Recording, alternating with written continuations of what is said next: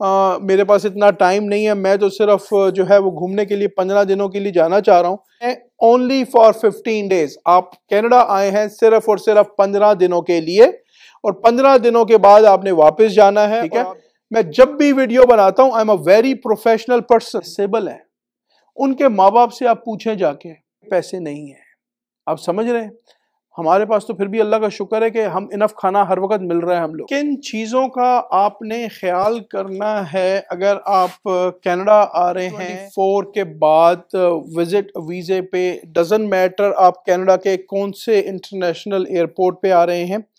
बहुत important video है। काफ़ी सारे लोग इस वक्त जो हैं वो इमिग्रेशन जो बॉर्डर एजेंसीज हैं, CBRA कैनेडियन बॉर्डर के जो एजेंसी के जो ऑफिसर्स हैं, वो लोगों से इस वक्त काफ़ी क्रॉस क्वेश्चंस कर रहे हैं, स्पेशली जो लोग विजिट वीज़े पे कनाडा आ रहे हैं।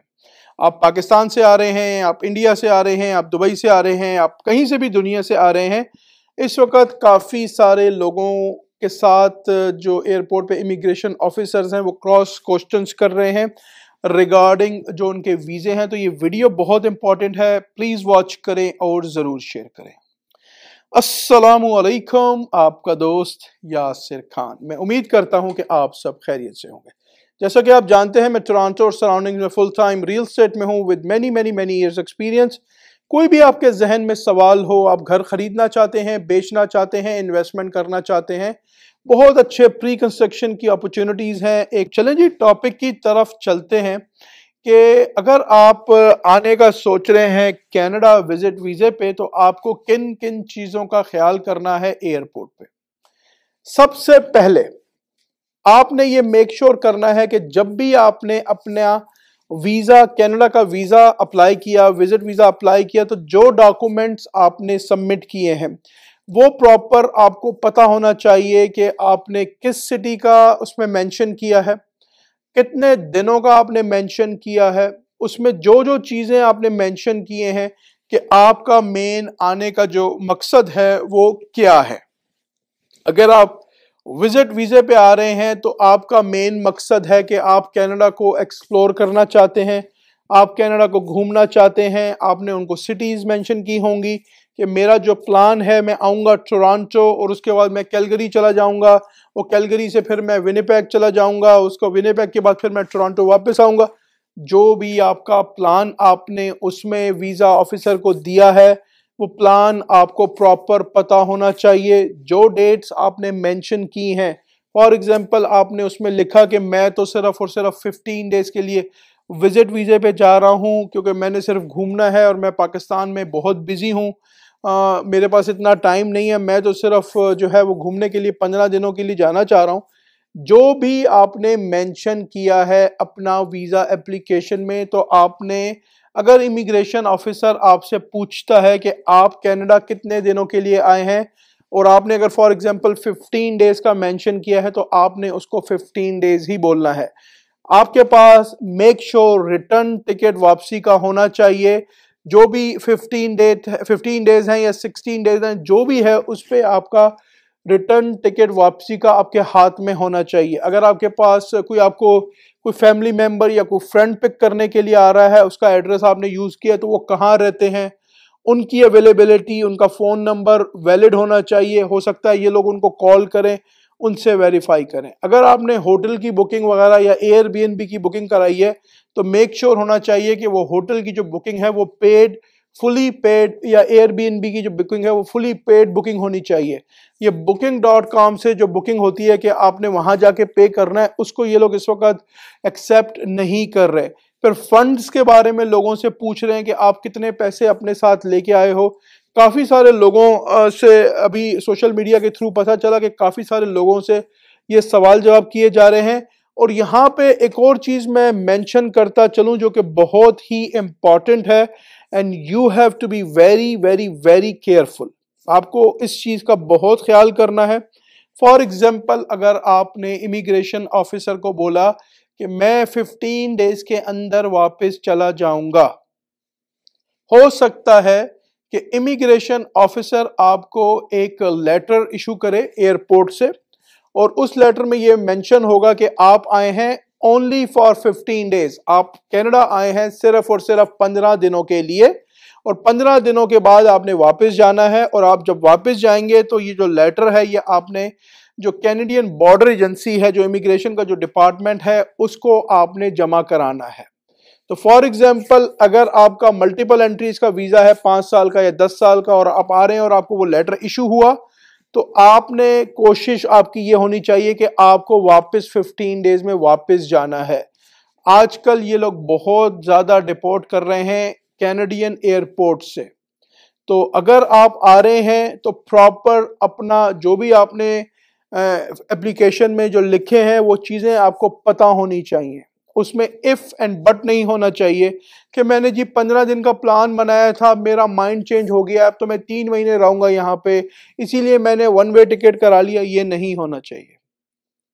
मैं आपको दोबारा सजेस्ट कर रहा हूं, आप अपनी फुल ड्यू डिलिजेंस करके आए, आप अपनी रिसर्च करके आए। खुदा ना खास्ता उन्होंने अगर आपको यहाँ से एयरपोर्ट से डिपोर्ट कर दिया, और जो कि कर रहे हैं। अच्छा, यहाँ पे मुझे काफ़ी लोग ये क्वेश्चन कर रहे हैं कि मैं गलत इन्फॉर्मेशन प्रोवाइड कर रहा हूँ। मेरे भाई, आपको मेरी इन्फॉर्मेशन की ज़रूरत नहीं है, आप गूगल जाके खुद ही कर लीजिए। आप गूगल पे लिखें क्या हो रहा है, आप आए यहाँ पे डिफरेंट न्यूज़ के उनको आप सब्सक्राइब करें, जो कनाडा के न्यूज़ के वो हैं, डिफरेंट फेसबुक के ग्रुप्स को ज्वाइन करें, देखें क्या हो रहा है। आपको मेरी इंफॉर्मेशन की ज़रूरत नहीं है, मैं अपनी रिसर्च करके आपको बता रहा हूँ। ठीक है, मैं जब भी वीडियो बनाता हूं आई am a very professional person. ये वीडियोस मैं आप लोगों के लिए इसलिए बनाता हूं कि किसी एक आदमी का बेनिफिट हो जाए। That's all I need. एक आदमी तो मेरे लिए दुआ करेगा ना। मैंने एक दिन इस दुनिया से जाना है, कब जाना है ये मुझे नहीं पता, लेकिन मैं अपने साथ मरते वक्त कब्र में क्या लेके जाऊंगा। अगर मैंने आपको कोई ऑनेस्ट गाइड किया तो हो सकता है कि आप कहीं ना कहीं मुझे दुआ में जरूर याद रखें। मैंने आपसे पैसे तो नहीं मांगे ना आज तक इस वीडियोस में। मुझे लोग, आप मेरे मैसेजेस चेक करें, लोग विलिंग है मुझे पैसे देने के लिए कि आप हमारे केस को फाइल कर लें, आप किसी इमिग्रेशन कंसल्टेंट से, लॉयर से बात कर लें। मैंने आज तक आपसे कभी पैसे मांगे? मैं अपनी रिसर्च करके आपको इंफॉर्मेशन दे रहा हूं। खुदा के लिए ये नेगेटिव सोच को खुदा के लिए छोड़ दें। हम लोग बहुत ज्यादा नेगेटिव हो गए, बहुत ज्यादा नेगेटिव हो गए। हम एक दूसरे का हर वक्त पैर खींच रहे हैं। अगर एक आदमी आपको रिसर्च करके ऑनेस्ट गाइड कर रहा है, उसको भी आप नेगेटिव कमेंट्स कर रहे हैं। ठीक है, अगर यही नेगेटिव कमेंट्स चलते रहेंगे, टू बी वेरी ऑनेस्ट, सून हो सकता है कि मैं वीडियोस बनाना बंद कर दूं। I don't have time for this. अल्हम्दुलिल्लाह मैं अपने काम में बहुत बिजी हूं। मैं एक्स्ट्रा टाइम निकाल के रिसर्च करके आप लोगों के लिए वीडियो बनाता हूं। ठीक है, और पैसे मुझे पेनीज में मिल रहे हैं, आप जाके कैलकुलेट कर लीजिए खुद ही। तो प्लीज, जो आना चाह रहा है अल्लाह ताला उसको जरूर लेके आए, लेकिन अपनी फुल ड्यू डिलीजेंस करके आए। हमेशा पॉजिटिव रहें, अच्छा सोचेंगे तो अल्लाह ताला आपके लिए अच्छा कर देगा। बहुत सारे दुनिया में प्रॉब्लम्स हैं, बहुत सारे दुनिया में प्रॉब्लम्स हैं। ठीक है, हमारे हाथ पांव सलामत हैं। कितने बच्चे हैं, कितने लोग हैं जो बेचारे डिसेबल हैं, उनके माँ बाप से आप पूछें जाके। राइट, कितने सारे बीमार हॉस्पिटल में पड़े हुए, यंग लोगों की बात कर रहा हूं, 4-4 साल से 5-5 साल से हॉस्पिटल में पड़े हुए हैं। हमें तो अल्लाह का शुक्र अदा करना चाहिए कि हमारे हाथ पांव सलामत हैं। तो पॉजिटिव हमेशा रहें, अच्छा सोचें, लोगों की जितनी हेल्प हो सके करें। यह मत सोचें कि अगर मैं उसकी हेल्प कर रहा हूं तो इससे मुझे क्या बेनिफिट होगा। आप नेकी कर रहे हैं किसके लिए? अल्लाह ताला के लिए। ठीक है, उसका बदला आपको कौन देगा? मैं नहीं दूंगा, अल्लाह देगा। राइट, तो आप अपनी कब्र में कुछ ना कुछ अच्छा करेंगे तो अच्छी चीज लेके जाएंगे। हम सब ने मरना है एक दिन, तो मेरी बात को सोचिएगा जरूर। हो सकता है मेरी बात कुछ लोगों को बुरी लगी हो। मैं आप सबसे हम्बल गुजारिश करता हूं, आप सबसे कि आप मुझे छोटा समझ के माफ कर दीजिए। हो सकता है आपको बुरी लगी हो मेरी बात, राइट, लेकिन मैं आपको रियलिटी बता रहा हूं। पॉजिटिव रहें, हमेशा अच्छा सोचें। इस वक्त बहुत प्रॉब्लम्स चल रहे हैं दुनिया में, बहुत प्रॉब्लम्स चल रहे हैं। लोगों के पास खाने के पैसे नहीं हैं, आप समझ रहे हैं। हमारे पास तो फिर भी अल्लाह का शुक्र है कि हम इनफ खाना हर वक्त मिल रहा है हम लोगों को। अगर हमारे पास इंटरनेट है, मोबाइल फोन है, तो इसका मतलब है हम, अल्लाह का शुक्र है, खा पी रहे हैं। राइट। तो हमें हर हाल में अल्लाह का शुक्र अदा करना चाहिए। अल्लाह जिस हाल में रखे अल्हम्दुलिल्लाह, ठीक है। तो प्लीज अगर आपको मेरी बात बुरी लगी हो तो आई डू अपोलोजाइज, आप मुझे छोटा समझ के माफ कर दीजिए। मैं हमेशा आप लोगों को गाइड करने की कोशिश करता हूं कि किसी का बेनिफिट हो जाए। मैं उम्मीद करता हूं कि आज की वीडियो आपको काफ़ी पसंद आई होगी। अगर अभी तक आपने मेरे चैनल को लाइक या सब्सक्राइब नहीं किया, इसको प्लीज़ लाइक करें, सब्सक्राइब करें, शेयर करें। इससे मुझे मोटिवेशन मिलेगी। इंशाल्लाह बहुत जल्द ऐसे ही किसी और वीडियो में आपसे मुलाकात रहेगी। हंसते रहें, मुस्कुराते रहें, खुशियाँ बांटते रहें। अल्लाह हाफिज़, all the best and take care.